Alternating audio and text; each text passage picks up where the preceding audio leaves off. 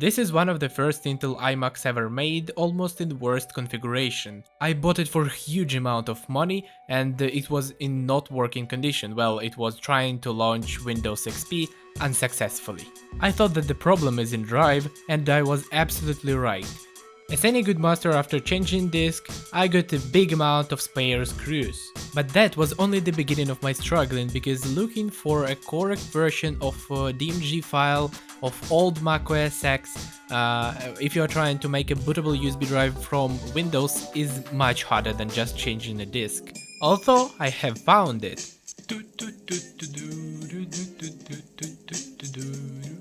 But I was happy not for a long time, because I installed Mac OS X version 10.5.8, which didn't support anything. This is the only website which I use which was supported by that version of Safari browser. In theory, this iMac should support the version of macOS up to 10.7, but for this I need to upgrade RAM, and what's the problem, you might ask me? The problem is that the RAM holder is broken. And that mechanism that should lower RAM just don't work.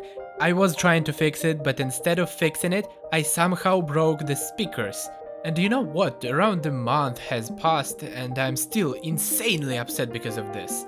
Because I actually don't even understand what have I broke, because I connected everything right and haven't teared down anything, so that is a big question. But what is it capable of now? First of all, on version 10.6.8 of macOS you can download the fork of Firefox, I don't remember its name, which is able to browse modern pages, which is cool. But watching YouTube on this device is definitely not something pleasant.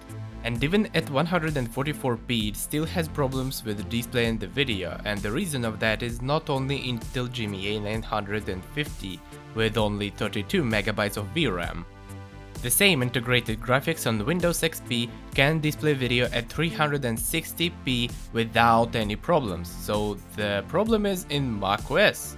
From cool things, I managed to find Adobe Photoshop CS6, and as you can see, it works, and even on Intel GMA 950 you still can make some pictures in that old Photoshop. I cannot say that it runs smoothly, it's not smooth, but still it's possible to do something. For that age it has insanely good camera.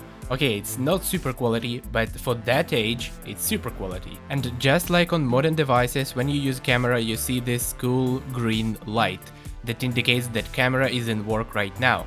If you will try to use App Store, you will not be able to download something because you cannot log in Apple ID. Even if you write correct username and password, it says that it's not correct. In 2006 it was already able to browse 5 GHz networks, which is insane. The speed is limited by 20 megabits per second, which is definitely not high, but more than enough for this thing which cannot handle 144p video on YouTube. It has CD-ROM. Cool.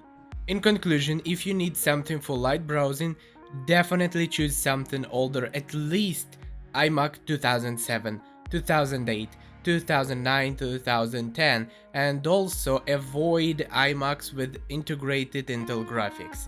If you see Windows on old iMac and it has dual boot, that is the best case scenario, because Windows right now supports much more apps and other things than old macOS. Old macOS is just completely unsupported. Even on the Windows XP you will find more up-to-date apps than on newer macOS. Support this channel with your like, subscription and comment. Thank you for watching, goodbye.